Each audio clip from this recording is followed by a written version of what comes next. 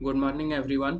आज हम लोग पढ़ने जा रहे हैं फाइलम वर्टिब्रेटा के बारे में, और जो कि इवोल्यूशन का एक बहुत ही इम्पोर्टेंट पार्ट है कि how the organism transform from lower non chordate, higher non chordate, then chordate और then vertebrate and so on. तो हम लोग इस बारे में अब पढ़ने जा रहे हैं। हैबिटेट इसका देख लेते हैं कि found in diverse environment, marine, fresh water, terrestrial and aerial. अभी तक हम लोगों ने जितने भी ऑर्गेनिज्म के या फाइलम के बारे में पढ़ा था, उनका एक सीमित दायरा होता था। वो एक सीमित दायरे में रहते थे। जैसे कोई मैरीन होता था तो कोई फ्रेश वाटर होता था, कोई टेरेस्ट्रियल होता था। जबकि वर्टिब्रेट क्या है कि हर जगह पाए जाते हैं। ये डाइवर्स इन्वायरमेंट, डाइवर्सिटी इनमें होती है, डिफरेंट डिफरेंट इन्वायरमेंट होते हैं। जैसे ये मैरीन में भी पाए जाएंगे, मैरीन वाटर में, मीन्स दैट इज मीन्स कि सी वाटर में पाए जाएंगे, फ्रेश वाटर में पाए जाएंगे, जैसे कि आपकी रिवर्स हो गई, लेक्स हो गई, पॉन्ड हो गया। टेरेस्ट्रियल जैसे कि जमीन पे सतही चीजों पे, जहाँ पे एक्वेटिक चीजें न, पानी ना हो, तो ये टेरेस्ट्रियल भी होंगे। एरियल होंगे जैसे हवा में भी होंगे।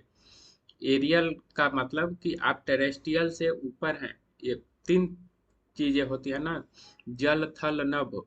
तो कहीं भी एरियल को हम लोग नभ बोल सकते हैं, कि जैसे आसमान हुआ या हमारे सराउंडिंग, आसपास, ऊपर। अब आप ये कहेंगे कि एरियल में कैसे, तो आप पक्षियों को देखे होंगे, वो जनरली पेड़ पे रहते हैं, एरियल वो होते हैं। उनको हम टेरेस्ट्रियल नहीं कह सकते। लेकिन कुछ पक्षियों में जैसे आपका पेंगुइन होता है, तो वो एक्वेटिक और टेरेस्ट्रियल दोनों होता है। तो ऐसे इसी यही इसमें बताया गया कि ये डाइवर्स इन्वायरमेंट में पाए जाते हैं।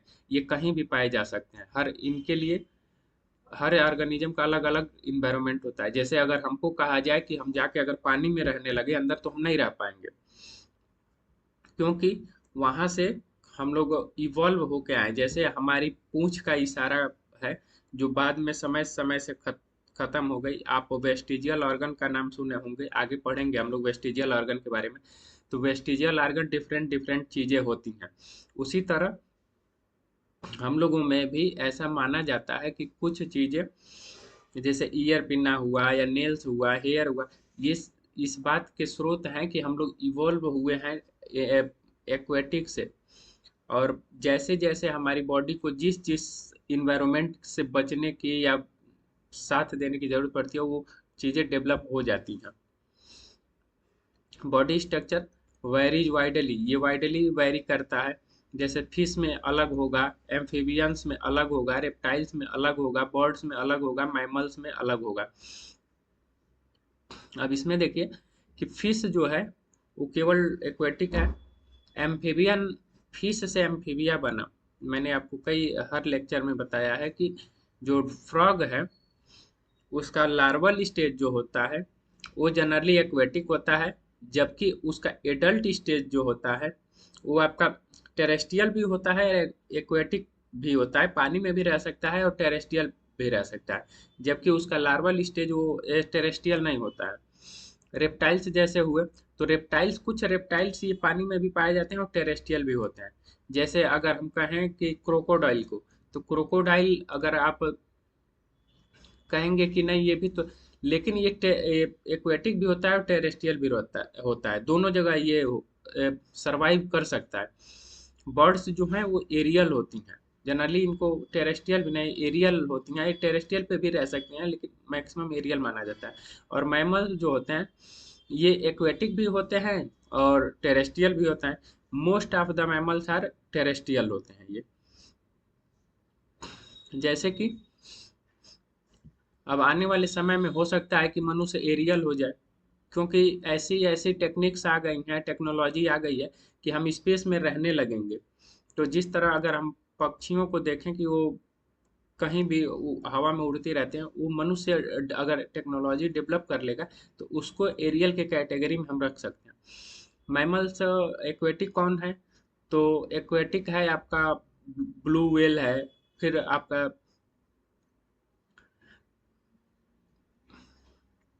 डॉल्फिन है आपका, फिर एक पाया जाता है, सील को भी बोल सकते हैं, सी काऊ जो है वो भी पाया जाता है। फिर आपका वालरस है। तो कुछ चीजें ऐसी हैं कि जो एक्वेटिक होती हैं। वो जैसे हम लोग ब्लू व्हेल का तो जानते ही हैं, डॉल्फिन भी हम लोग कॉमन जानते हैं, लेकिन सी काऊ का बहुत लोगों को नहीं पता होगा। तो सी काऊ भी पाया जाता है, एक वालरस होता है वो भी पाया जाता है। मैमल्स के कुछ कैरेक्टरिस्टिक्स फीचर्स होते हैं, हम आगे पढ़ेंगे इसके बारे में। टिपिकली बाइलेटरली सिमेट्रिकल होता है। ये रेडियली नहीं होता है, बाइलेटरल सिमेट्रल होता है, दो भागों में बढ़ सकता है। नोटोकॉर्ड के बारे में आपको पता है कि कॉर्डेट का एक मेन कैरेक्टर है नोटोकॉर्ड। तो यह प्रेजेंट होता है इम्ब्रियोनिक स्टेज में।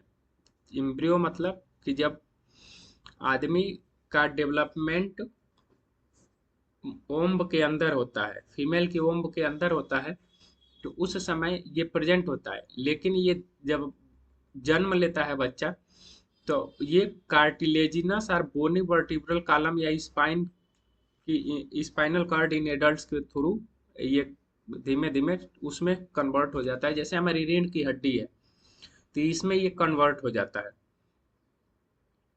नर्वस सिस्टम, तो well developed dorsal hollow nerve होता है। कॉर्डेट्स का ही एक मेन कैरेक्टरिस्टिक्स फीचर ये भी है कि नर्वस सिस्टम जो होता है डॉलो होता है, हॉलो होता है, डोर्सल साइड होता है और सिंगल होता है। ठीक हमारे जैसे पीछे है, आप देखेंगे तो ये पीछे डोर्सल होलो नर्व कॉर्ड है। डिफरेंशिएट इनटू ब्रेन, या डिफरेंशिएट होता है ब्रेन में। जैसे हमारा ब्रेन का नर्वस सिस्टम अलग है, जो एक क्रेनियम बॉक्स में प्रेजेंट होता है। और दूसरा है spinal cord protected by vertebral column. जैसे स्पाइनल कॉर्ड ये हमारी रीढ़ की हड्डी है, ये है, इसके पीछे ये प्रोटेक्ट होता है वर्टिब्रल कॉलम के द्वारा। इसीलिए कहा जाता है कि आप कुछ भी करिए तो यहाँ पे पीछे आपके गर्दन के पीछे बहुत सेंसिटिव यहाँ पे होता है, तो इसीलिए इसको बचाना चाहिए। सर्कुलेटरी सिस्टम क्लोज होता है। जैसा कि आपको पता है कि हमारा हार्ट पंप करता है और डिफरेंट डिफरेंट ऑर्गन को डिफरेंट डिफरेंट समय पे वो सप्लाई करता है। वेंट्रल मस्कुलर हार्ट होता है, 2 3 4 चैम्बर। जैसे मछली में जैसे फिशेज पीसेज जिसे बोलते हैं, उसमें 2 चैम्बर होता है। एम्फीबिया में जनरली 3 चैम्बर होता है। रेप्टाइल में भी 3 चैम्बर होता है। किसी में 4 चैम्बर होता है। और फिर हमारे में मैमल्स में 4 चैम्बर होता है। बर्ड्स में भी 4 चैम्बर होता है। देखिए इसमें दिया है। फिर रेप्टाइल्स, बर्ड्स और मैमल में 4 चैम्बर होता है, जबकि रेप्टाइल, लेकिन रेप्टाइल्स एक एग्जाम्पल इसमें एक्सेप्शंस है, क्रोकोडाइल। क्रोकोडाइल में 4 चैम्बर होता है। इसीलिए कहा जाता है कि मनुष्य की जो उत्पत्ति हुई या इवोल्यूशन हुआ, वह आपका एक्वेटिक टू टेरेस्ट्रियल हुआ। क्योंकि ये जो क्रोकोडाइल होता है वो एक्वेटिक में होता है, लेकिन उसका हार्ट देखिए यहाँ पे 4 चैम्बर हो गया। और फिर वहां से आपको पता है कि जब डायनासोर का इवोल्यूशन आप पढ़ेंगे तो उसमें डिफरेंट डिफरेंट डायनासोर पाए गए। कुछ पक्षियों के जैसे थे, कुछ रेप्टाइल के जैसे थे, कुछ 2 पैरों पे चलने वाले तेज भागने वाले थे, कुछ क्रीपर्स थे, कुछ क्रॉल वाले थे। तो इस हिसाब से कुछ कनेक्टिंग लिंक बिटवीन लिंक होता है। तो आप कनेक्टिंग लिंक इस 4 चैम्बर हार्ट को भी मान सकते हैं, जो पाया जाता है जनरली आपके क्रोकोडाइल में। ब्लड जो है contain red blood cells with haemoglobin for oxygen transport. Blood जो होता है वो रेड कलर्ड होता है, जिसमें हीमोग्लोबिन पाया जाता है। और यही हीमोग्लोबिन ही एक हीमोग्लोबिन 5 ऑक्सीजन को ये कैरी करता है, वो एक जगह से दूसरी जगह ले जाने के लिए। खून की जरूरत हमें क्यों होती है? क्योंकि वही एक कैरियर है, ऑक्सीजन को ढोने वाला यही है। और पूरी बॉडी ऑक्सीजन पे ही डिपेंड होती है।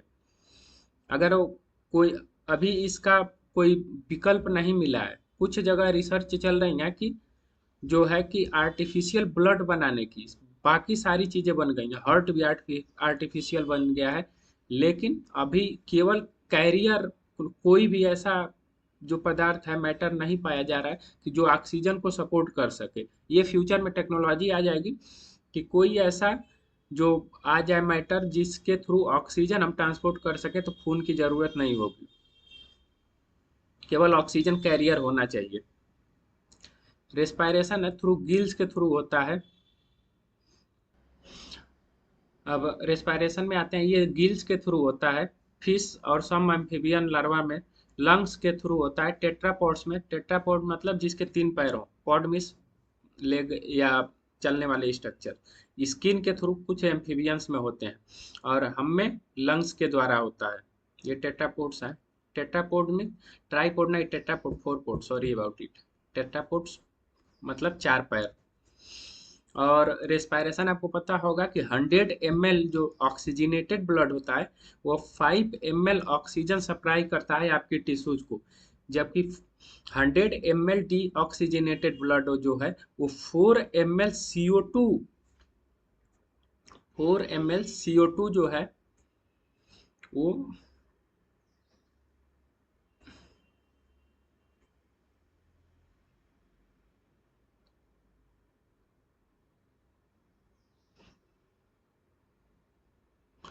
ये 4 ml है, याद रखिएगा। ऑक्सीजन 5 ml है, ये 4 ml है। 4 ml CO2 ट्रांसपोर्ट करता है आपके बॉडी के डिफरेंट टिश्यू को, 100 ml ब्लड।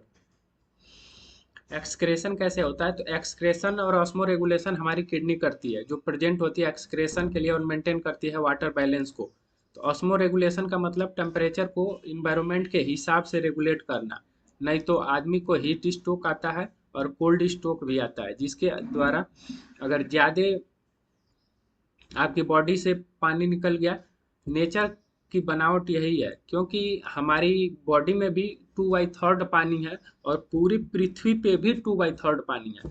कुछ स्ट्रक्चर्स अगर आप देखेंगे तो सेम जैसे नेचर बनाया है वैसे ही है। जैसे अगर आप लंग्स का स्ट्रक्चर देखेंगे और प्लांट के का स्ट्रक्चर देखेंगे तो एकदम सेम रहेगा। लंग्स में जितनी जितनी वेन्स हैं वैसे आप देखिए, और प्लांट्स के जो पत्तियों की वेन्स हैं वैसे आप देखिए, आप एकदम सेम वैसे ही पाएंगे, जिसके थ्रू हमारा ऑक्सीजन मिलता है। आप फिर उसमें आप देखिए ट्रांसपोर्ट सिस्टम, जब आप 3D में आप पढ़ेंगे तो सेम जैसे नेचर है वैसे ही हमारी बॉडी है। एक तो पानी वाला हो गया कि 2/3 पृथ्वी पे भी पाया जाता है, हमारी बॉडी में भी पाया जाता है। स्केलेटन की बात करते हैं तो स्केलेटन मैंने आपको बार बार बताया है कि कोई भी इंडो स्केलेटन होता है, उसका एक ही काम होता है कि हमारी बॉडी को प्रोटेक्ट करना और प्लस एक शेप देना, जिसके थ्रू हम एक सीमित शेप में दिख सके। अगर हमारे अंदर बॉडी के अंदर स्केलेटन नहीं रहेगा या बोन नहीं रहेगी, तो हमारी बॉडी का कोई शेप नहीं होगा। जैसे आप अमीबा में देख सकते हैं, आप प्लेनेरिया में देख सकते हैं, आप डिफरेंट डिफरेंट मैमल एनिमल्स में या ऑर्गेनिज्म में देख सकते हैं कि जिसके अंदर अगर वो शेप स्ट्रक्चर नहीं है, तो ये कॉर्डेट से ही शुरू हुआ, जिस जो उसको एक डिफरेंट शेप देना शुरू किया। बाद में हम लोग इवॉल्व हुए वहां से। कॉर्डेट इसीलिए मेन पढ़ना जरूरी है कि वहीं से ये सारी 4-5 कैरेक्टर जो थे, notochord, pharyngeal gills, lids, heart किस साइड पाया जाता है, पोस्ट एनल टेल किस साइड पाया जाता है, प्रेजेंट होता है कि एब्सेंट होता है, हमारा सर्कुलेटरी सिस्टम कितना सिक्योर है, तो उसी लिए ये जरूरी होता है। Endoskeleton made up of cartilage और बोन। इंडोस्केलेटन हमारा कार्टिलेज या बोन का बना होता है। तो बोन जो होता है वो कैल्शियम कार्बोनेट का बना होता है, और कार्टिलेज जनरली आपका एक सॉफ्ट टिश्यू होता है, थोड़ा सा आपके मसल्स से या आपके टिश्यू से ये हार्ड होता है। तो include a skull to protect the brain and vertebral column to support the body. देखो, इंक्लूड्स होगा स्कल को, जैसे हमारी स्कल्स है तो इसके इसको वो सेफ करता है, किसी कहीं चोट लग गया है चाहे उसके अंदर, क्योंकि हमारे अंदर ब्रेन है ना, ब्रेन अगर थोड़ा भी इधर उधर हुआ तो आदमी भी इधर उधर हो जाता है। तो उसको ये प्रोटेक्ट करता है ब्रेन को। और जो वर्टिब्रल कॉलम है, हमारे पीछे रीढ़ की हड्डी, वो हमारी पूरी बॉडी को सपोर्ट करती है। अगर सोचिए कि अगर आपकी बॉडी में वर्टिब्रल कॉलम नहीं रहेगा तो आपकी बॉडी कैसी रहेगी। अब अपेंडेजेज क्या है? तो अपेंडेज मीन्स कि हमारे पैर, हाथ, उंगलियां, ये अपेंडेज में आते हैं, कि जिसके द्वारा लोकोमोशन हो सके, फीडिंग हो सके, डिफेंसिव मैकेनिज्म हम अपना सकें, किसी से बच सके, किसी को अगर कैप्चर करना हो फूड के लिए तो वो हम कर सकें, ये इसमें ये काम आता है। तो और आप लोअर वर्टिब्रेट में देखेंगे तो वही बहुत सारी चीजें हैं। जैसे एक हमने किस में पढ़ा था, निमेटोड में, कि निमेटोसिस्ट पाया जाता है जो डिफेंसिव मैकेनिज्म के लिए यूज होता है। कई कई ऐसे चीजें हैं। फिर अपेंडेज देखते हैं तो पेयर्ड अपेंडेज होते हैं। जैसे कोई भी चीजें होंगी तो पेयर होंगी। हमारे जैसे दो हाथ हैं और दो पैर हैं, उसी तरह फिश में भी फिन्स जो होती हैं वो दो दो होती हैं। लिम्स जो होती हैं टेट्रोपॉड्स होती हैं। तो फिन्स जो है वो कुछ फिश में एक्सेप्शंस भी हैं। आप हायर एजुकेशन में जब पढ़ेंगे तो उसमें कुछ एक्सेप्शन है। फिन्स के बेसिस पे भी फिश को हम लोग डिवाइड करते हैं डिफरेंट डिफरेंट कैटेगरीज में। और लिम्स जो है हमारे वो टेट्रापोड होते हैं। जैसे आप रेप्टाइल में देख सकते हैं कि चार पैरों वाले होते हैं। आप बंदरों को देख सकते हैं। रिप्रोडक्शन, तो इसमें sexes are typically separate dioecious होते हैं, लेकिन अ, कुछ में डायोसियस नहीं मोनोसियस होते हैं। जैसे कि आपका कौन सा है, एम्फीबियन कैरेक्टर्स जो होते हैं फ्रॉग में, वो मोनोसियस होता है। फर्टिलाइजेशन कैन बी एक्सटर्नल, कुछ में एक्सटर्नल होते हैं, फिश एंड एम्फीबियन, और इंटरनल जैसे reptile, birds, mammals. Reptile, birds और मैमल्स में। तो आप बर्ड्स में कंफ्यूज मत होइएगा कि ये एग लेइंग में एनिमल्स है या ऑर्गेनिज्म है या मैमल्स है। तो ये प्रोटोथेरिया, मेटाथेरिया, इंयूथेरिया हम लोग मैमल्स में पढ़ेंगे, इसमें भी कुछ कैरेक्टर्स होते हैं। बर्ड्स के अंदर ही फर्टिलाइजेशन होता है। यहाँ फर्टिलाइजेशन की बात हो रही है, जहाँ पे sperm and egg are fuse. तो ये अंडा जब फर्टिलाइजेशन होने के बाद एग डेवलप होता है और वही एग बाहर निकलता है, तब उसमें डेवलपमेंट होता है, इम्ब्रियो का डेवलप होता है। फर्टिलाइजेशन अंदर होता है जबकि इम्ब्रियो का डेवलपमेंट बाहर होता है बॉडी के। तो इसको ध्यान रखिएगा बस। जबकि फिश और एम्फीबियंस में स्पर्म एंड एग सारे एक्सटर्नल होते हैं। ये किसी पत्ते पे अपना स्पर्म छोड़ देते हैं और एग छोड़ देते हैं, वहां फर्टिलाइजेशन होता है। जबकि ये रेप्टाइल्स और बर्ड्स और मैमल्स में ये अंदर फर्टिलाइजेशन होता है। बर्ड्स में जनरली लोग कंफ्यूज होते हैं कि ये एग लेइंग है तो कैसे, तो वहां पे फर्टिलाइजेशन अंदर होता है, जबकि डेवलपमेंट इम्ब्रियो का वो बॉडी के बाहर होता है। डेवलपमेंट जो होता है, डेवलपमेंट आपका वेरी करता है। किसी में ओबीपेरस एग लेइंग मैमल्स जो होते हैं जैसे फिश और बर्ड्स, बीबी पेरस लाइव बर्थ होते हैं जैसे मोस्ट ऑफ मैमल्स, और ओबो बेबी पेरस सब कुछ रेप्टाइल्स में। ओबो बेबी पेरस मैंने पिछले वाली स्लाइड में मैंने आपको बताया है कि ओबो बेबी पेरस क्या होता है, कि आपका फर्टिलाइजेशन अंदर ही होता है, एग बनता है, इम्ब्रियो डेवलप होता है, एग बना होता है, लेकिन जब हैचिंग का टाइम आता है तो एग उसके बॉडी के अंदर ही टूट जाता है, यानी ब्रेक हो जाता है, और यंग वंस जो होते हैं वो बाहर निकलते हैं। ये कुछ रेप्टाइल्स के कैरेक्टर हैं। इसमें कोई लार्वा स्टेज नहीं पाया जाता है मोस्ट केसेज में।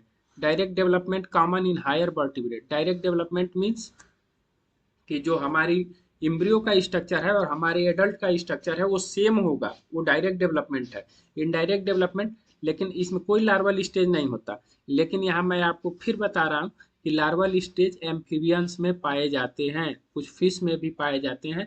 ये आपको पढ़ना पड़ेगा, इस एग्जाम्पल मैं आपको आगे बताऊंगा जब मैं आपको डिफरेंट डिफरेंट क्लास पढ़ाऊंगा, एम्फीबिया, रेप्टिलिया, एव्स एंड मैमलिया। तो मैं उसमें बताऊंगा कि कहाँ कहाँ आपको एक्सेप्शंस मिलेंगे।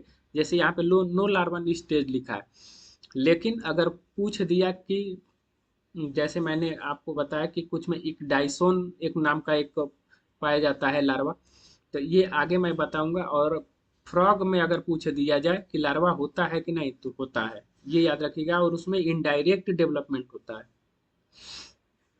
अदर कॉर्डेट्स फीचर्स क्या क्या है, तो इसमें फेरेंजियल गिल स्लिट्स प्रेजेंट होते हैं कुछ स्टेज पे, जैसे embryonic in most terrestrial form में। मोस्ट टेरेस्ट्रियल फॉर्म में इम्ब्रियोनिक में होते हैं। और एडल्ट में जैसे मैंने आपको बताया कि वर्टिब्रल कॉलम में और एक और स्पाइनल कॉर्ड में कन्वर्ट हो जाते हैं जब हम एडल्ट होने लगते हैं। तो पोस्ट एनल टेल प्रेजेंट होती है ड्यूरिंग एम्ब्रियोनिक डेवलपमेंट और रिड्यूस्ड और मॉडिफाइड इन एडल्ट। जैसे मैंने वही कहा ना आपको कि हमारे में भी कुछ कैरेक्टर्स कनेक्टिंग लिंक बिटवीन, कैसे हम लोग इवोल्यूशन का पता चला है कि बंदर से ही मनुष्य बना, जबकि ये गलत है, बंदर से मनुष्य नहीं बना है। वो चिंपैंजी को हम लोग बंदर मान लेते हैं या ओरंगुटन को, तो वो चीजें हैं, बंदर से हमारा लेना देना कुछ नहीं है। जबकि मछली से हम लोग का है। जैसे आप अगर पढ़ेंगे, आप अगर थोड़ा बहुत स्पिरिचुअलिटी से बिलोंग करेंगे तो उसमें दिखाया गया है कि मत्स्य अवतार, फिर कच्छप अवतार, फिर सिंह अवतार, तब जाके वामन अवतार दिखाया गया है।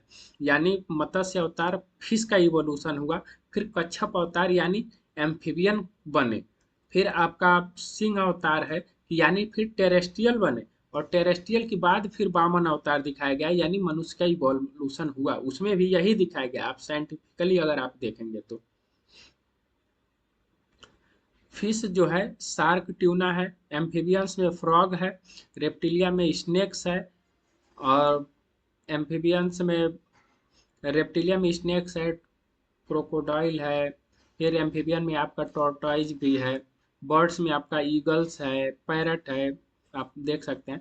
मैमल्स में आपका ह्यूमंस है, वेल्स है, डॉल्फिन्स है।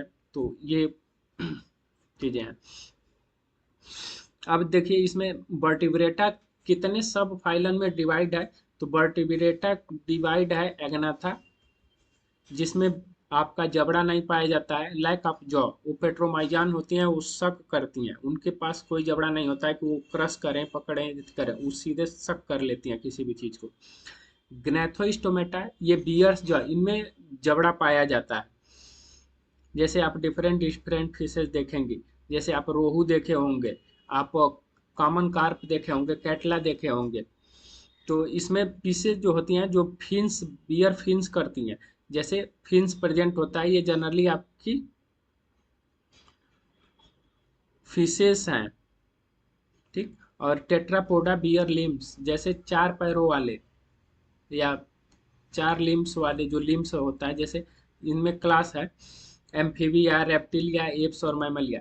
फिर मैमलिया में सब क्लासेस हैं, प्रोटोथीरिया, यूथीरिया, मेटाथीरिया, ये मैं आपको आगे बताऊंगा। ये जनरली नहीं दिया है एनसीईआरटी में, लेकिन फिर भी डिफरेंट डिफरेंट एग्जाम से पूछता है, तो मैं उसको आपको एक्सप्लेन करके बताऊंगा। इसमें देखिए पीसेस में है कि आपका कॉन्डिकाइट्स एंड ऑस्टिसाइट्स। फिर इसमें एग्नाथा में एक है साइक्लोस्टोमाटा। अब यहाँ देख लेते हैं कि क्रेनियाटा ग्रुप है, वर्टिब्रेटा सब फाइलम है, एग्नाथा जो है आपका उसका सेक्शन है, डिवीजन है या सेक्शन कह सकते हैं हम। फिर आपका ग्नैथोस्टोमेटा है, एग्नाथा में साइक्लोस्टोमेटा, स्टेकोडर्मी। मैंने एक चार्ट बनाया है कि जिसे आपको लर्न करने में थोड़ा सा आसान हो। तो ये देखिए एग्नाथा में आपका माउथ राउंडेड होता है, जैसा कि मैंने बताया कि ऐसे गोल का होता है और उसका करता है, जॉलेस होता है, गिल्स होते हैं, पाउच गिल्स में पाउचेज होते हैं, सिंगल मीडियन एक्सटर्नल नॉस्ट्रिल्स होता है। नॉस्ट्रिल्स जो प्रेजेंट होते हैं जनरली आपके रेस्पायरेशन के लिए होते हैं, जैसे हम लोग का नाक है, नोज, इसमें नॉस्ट्रिल्स, उसी तरह नॉस्ट्रिल्स प्रेजेंट होते हैं। एक्सटर्नल स्ट्रक्चर नाक का नहीं होता है, लेकिन कुछ पोर्स होते हैं प्रेजेंट, नॉस्ट्रिल प्रेजेंट होते हैं, जैसे पेट्रोमाइजान, लैम्प्रे इसको बोलते हैं, मैगजीन, हैगफिश। तो ये कॉमन नेम और ये सारी चीज़ें याद रखिएगा। ये आता है कि पेट्रोमाइजान किसको बोलते हैं, लैम्प्रे एग्जाम्पल दे देगा, मैगजीन जो है वो हैगफिश को दे देगा। इसमें दो हैं, साइक्लोस्टोमेटा, स्टेकोडर्मी, तो हम लोग आगे पढ़ेंगे। ग्नैथोस्टोमेटा जो जाग करते हैं, mouth bounded by jaws, respiration through gills और lungs, two external nares are present, सब में वही नॉस्ट्रिल्स या नेयर्स प्रेजेंट होते हैं। Super class exclusively aquatic appendages, जो पीसेस होती हैं जो फिन्स बियर करती हैं, जैसे हम लोगों में है।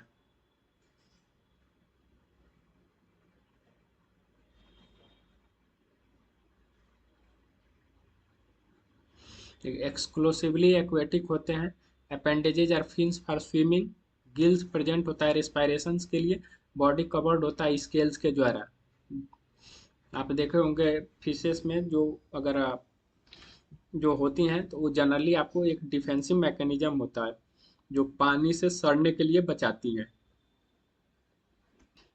आपको पता होगा कि इस समय जो टमाटर आ रहा है, आप देसी टमाटर देखेंगे और हाइब्रिड टमाटर देखेंगे, तो उसमें हाइब्रिड टमाटर जो है ऊपर से कठोर होता है, अंदर से नरम हो जाता है। जबकि आप देसी टमाटर देखेंगे तो जल्दी सड़ जाता है, जल्दी, तो ट्रांसपोर्ट सिस्टम में उसका उपयोग नहीं किया जाता है। तो कहीं कहीं जीन, फिश का जीन लेके कुछ टोमेटो को इंट्रोड्यूस किया गया है, उसको फिर प्रोड्यूस किया जा रहा है जिससे उसकी क्षमता बढ़ जाए। तो जो टमाटर एक सप्ताह चलने वाला था, अब एक एक महीना चलता है। ये कोल्ड ब्लडेड होते हैं। कोल्ड ब्लडेड और वार्म ब्लडेड का मतलब है कि जो इन्वायरमेंट के साथ बदल जाए वो उसे कोल्ड ब्लडेड कहते हैं। जनरली एम्फीबिया रेप्टाइल्स में आप देखते हैं। लेकिन वार्म ब्लडेड हम लोग हैं कि हमें ठंडा भी हो तो हमारी बॉडी हमको मेंटेन कर लेगी, हम जम नहीं जाएंगे। जबकि ठंडा के बाहरी वातावरण या इन्वायरमेंट के हिसाब से जो हमारी बॉडी का टेम्परेचर रेगुलेट होने लगे उसको कोल्ड ब्लडेड कहते हैं। और वार्म ब्लडेड को उससे रेगुलेट तो होगा लेकिन एक्सट्रीमली रेगुलेट नहीं होता है कि हम उसको डिफेंसिव मैकेनिज्म कह सकते हैं। हार्ट टू चेम्बर होते हैं जैसे फिशेस में, बस अट्रियम और वेंट्रिकल होते हैं। जबकि जिसमें फोर चेम्बर्ड होता है उसमें right atrium, right ventricle, left atrium, left ventricle present होते हैं, फोर चेम्बर्ड होते हैं। टेट्रापोडा बियर स्लिम करते हैं टू पेयर ऑफ अपेंडेजेज। हमने पढ़ा है कि दो पेयर। पेंटाडक्टाइल भी कुछ में होते हैं, कुछ में पांच पैर या पांच चीजें होते हैं, ये आगे हम लोग पढ़ेंगे। हार्ट थ्री या फोर चैम्बर्ड होते हैं। थ्री चैम्बर्ड किस में होते हैं? एम्फीबियंस में होते हैं, याद रखिएगा। लंग्स जो होता है ऑर्गन्स ऑफ रेस्पायरेशन होता है, जैसे हमारे में हुआ या आपका एब्स में हुआ।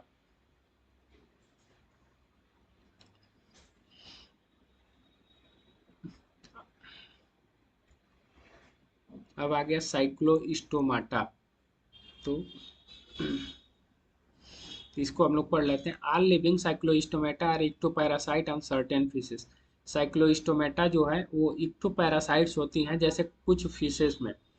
जैसे उनका काम क्या होता है? इक्टोपैरासाइट का क्या मतलब है? इक्टोपैरासाइट का मतलब है कि अपने न भोजन बना के दूसरों के भोजन पे डिपेंड करना। जैसे आपने देखा होगा कि एक म्यूचुअलिज्म का एग्जाम्पल भी है कि कुछ क्रोकोडाइल्स जो होते हैं वो ऐसे मुंह अपना ओपन कर लेते हैं, और कुछ जो बर्ड्स होती हैं उनकी दांत की सफाई करती हैं। वो जा जाके और उनके दांत से मांस के टुकड़े निकाल निकाल के, या जो भी वो फूड कंज्यूम किए रहते हैं उनके दांत में फंसा होता है उनको जैसे मगरमच्छ का जो है, क्रोकोडाइल्स का जबड़ा साफ हो जाता है और उनको फूड मिल जाता है। इसी तरह इक्टोपैरासाइट का मतलब कि ये कुछ आपको लाभ नहीं देता, आपसे लेता है। पैरासिटिज्म एग्जाम्पल आपको आगे आएगा कि जैसे कुछ भी चीजें हैं कि आपकी बॉडी में ही से आप जो खाना खा रहे हैं वो उसको कंज्यूम कर ले रहा है। जैसे हमने क्या पढ़ा था, एस्केरिस एस्केरियासिस जो होता है, या लीच हुआ, वो इक्टोपैरासाइट है, आपकी खून को चूस लेता है। जैसे आपका मच्छर हुआ, मॉस्किटो हुआ, ये इक्टोपैरासाइट्स के एग्जाम्पल है जो देते कुछ नहीं है लेकिन आपकी ही बॉडी से वो अपने फूड को ऑब्टेन करते हैं, काम कुछ नहीं करते। They have an elongated body, इनके पास एक इलोंगेटेड लंबी बॉडी होती है जो जिसमें 6 to 15 pair of gill slits for breathing. वही बताया कि जो कॉर्डेट्स का जो इवोल्यूशन है, तो वो जनरली आपका पीसेस से या शुरू होता है जैसे फिश से। तो उसमें गिल स्लिट्स पाए जाते हैं ब्रीदिंग में, जबकि हमारे में मैमल्स में लंग्स पाए जाते हैं। फीचर्स जो हैं ये जॉलेस होते हैं, ये सकिंग होते हैं, मैंने आपको बताया सर्कुलर माउथ होता है। Lack scales and paired fins, इनमें स्केल्स और पेयर्ड फिन्स नहीं होते हैं। इसमें पेयर फिन्स मैंने अभी आपको पहले बताया कि कुछ एग्जांपल्स हैं। साइक्लोस्टोमेटा देखिए पेयर फिन्स में एग्जांपल आ गया। तो ये कैसे तैरते हैं? तो इनके बॉडी के ऊपर एक लंबा सा फिन होता है, आप देखेंगे तो लंबा सा फिन, उसके थ्रू ये पेयर, मतलब टू पेयर नहीं होते हैं, एक भी पाए जाते हैं, तीन भी पाए जाएंगे, पांच भी पाए जाएंगे। पॉजेज एक कार्टिलेजिनस क्रेनियम। कार्टिलेजिनस का मतलब कैल्शियम कार्बोनेट्स का बना हुआ, नहीं, कार्टिलेज का मतलब मैंने आपको बताया कि हार्ड टिश्यू जो होते हैं वो बने होते हैं, वो क्रेनियम बनाते हैं, जो ब्रेन बॉक्स होते हैं उससे वो प्रोटेक्ट करते हैं। और वर्टिब्रल कॉलम होता है, have a close circulatory system होगा। ये मैरीन होंगे लेकिन माइग्रेट करते हैं फ्रेश वाटर फॉर स्पॉनिंग के लिए। तो इसमें कुछ एग्जांपल पेट्रोमाइजान है, मैगजीन है, एक्टिस है। तो ये क्या करते हैं कि स्पॉनिंग के लिए, मतलब कि रिप्रोडक्शन के लिए, अपने बच्चे को जन्म देने के लिए, ये रहते तो हैं मैरीन में, लेकिन जैसे ही इनको अपने बच्चे को जन्म होता है, ये देना होता है, ये फ्रेश वाटर में माइग्रेट करते हैं। कुछ का कुछ जो आप हायर एजुकेशन में जाएंगे तो पढ़ेंगे कि कुछ फिशेज ऐसी हैं कि वो केवल एक जन्म में ही एक जगह माइग्रेट करती हैं, एक ही बार रिप्रोड्यूस करती हैं। वो मैरीन से फ्रेश वाटर आती हैं, वहाँ रिप्रोड्यूस करती हैं अपने यंग वंस को, वहीं उनकी डेथ हो जाती है। उनकी बॉडी को खा के ही उनके जो यंगवंस होते हैं वो सरवाइव करते हैं, और फिर वो वहां से बिना कुछ जाने वो फिर अपने जो उसकी मदर थी वहां पे उस जगह पे वो माइग्रेट करके आ जाते हैं। ये उसमें कम्युनिकेशन देखा गया है कि उनको कोई सिखाया नहीं रहता है, लेकिन फिर वो जैसे आप अपने घर से कहीं बाहर गए, वहां पे आपने अपने बच्चे को जन्म दिया, अगर एक एग्जाम्पल के तौर पे, और कोई भी जा रहा है, मान लीजिए कोई भी जा रहा है, अपने घर से गया, अपने बच्चे को जन्म दिया, और वहीं पे उसकी डेथ हो गई, उसको कोई बताने वाला नहीं है कि कैसे जाना है। और बच्चा क्या किया कि कुछ समय बाद वो जब चलने लायक हुआ तो वहां से चला, और अपने बिना किसी को बताए अपने फिर पुराने घर पे पहुंच गया। ठीक उसमें ऐसे होता है migration. Die shortly after spawning, देखिए ये स्पॉनिंग बच्चा देने के बाद ही मर जाते हैं। Larva return to the ocean after metamorphosis, और लार्वा जो होता है उसका रिटर्न हो जाता है मेटामॉर्फोसिस करके। मेटामॉर्फोसिस के बाद जैसे वो मेटामॉर्फोसिस का मतलब होता है कि काया पलट, जैसे ही वो लार्वा से एडल्ट बनता है, वो लार्वा सीधे पहुंच जाता है अपने पुराने घर के पास, वो ओशन में आ जाता है। अब इसका क्या क्या कैरेक्टरिस्टिक्स फीचर हैं, ये आगे रिसर्च का विषय है कि उनमें कुछ बॉडी टिश्यू जो पाए जाते हैं जिनको ओशन जरूरत होती होगी, जो खारे पानी में पाया जाता होगा। जैसे इसमें एग्जांपल है, इंक्लूड पेट्रोमाइजाल, लैम्प्रे एंड मैगजीन हैक्टिस। तो ये सारे एग्जांपल्स हैं। अब ये हम इतना रहने देते हैं, आधे घंटे का लेक्चर हो गया। अगर आपको ये मेरी वीडियो अच्छी लग रही है, लग रहा है कि पढ़ाने का तरीका मेरा अच्छा है, या कहीं भी कमी लग रही, तो आप कमेंट करिए, आप इसको लाइक करिए, शेयर करिए और सब्सक्राइब करिए चैनल को। बाकी एजुकेशन कभी भी सीखने के लिए पढ़ना चाहिए, सिखाने के लिए भी पढ़ाना चाहिए, मेरा कोशिश वही रहता है।